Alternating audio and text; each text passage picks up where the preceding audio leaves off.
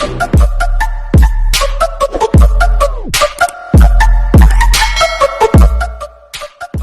umaga guys, ito yung panghuli nating vlog para sa mangrove.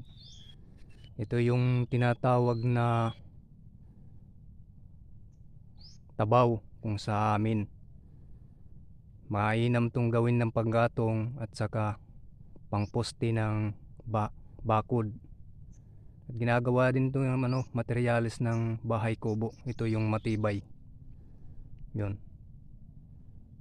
Ito yung matibay na kahoy sa mangrove.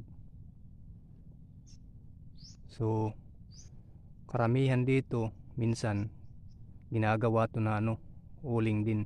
Kaso nga lang medyo makati itong puno ng kahoy. So lapitan natin para makita nyo yung puno. Ito yung dahon niya. May mga pinutol nga ito. Yan yung dahon niya guys. So kapag namumulaklak to, maganda to na ng pukyutan. Ginagawa nilang pulot pukyutan dito na population yung mga pukyutan. Yan mataas siya na klaseng kahoy. Nasa 7 metro siguro.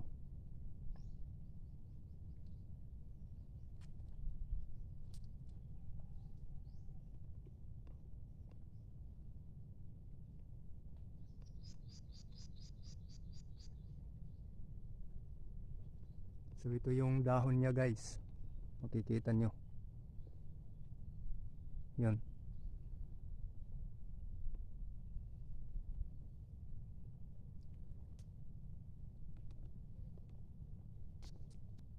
Sa ngayon hindi pa sila namumulaklak.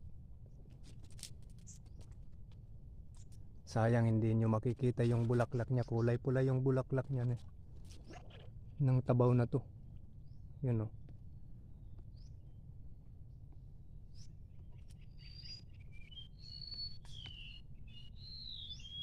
kakaiba yung dahon niya.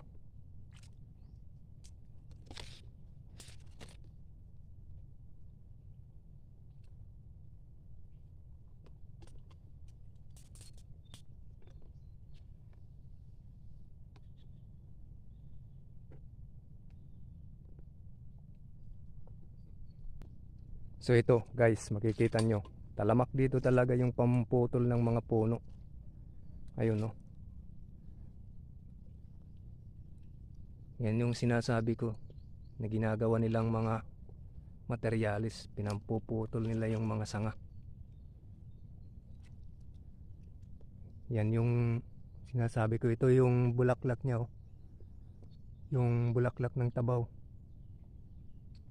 Yun.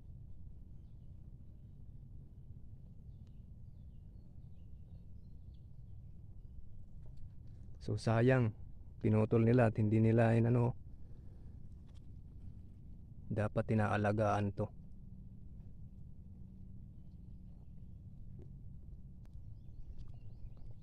Napakadaming puno dito, iba't ibang klase ng puno ng kahoy.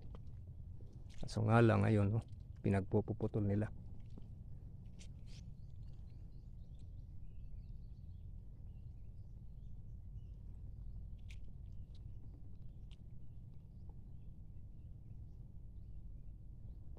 Sayang to.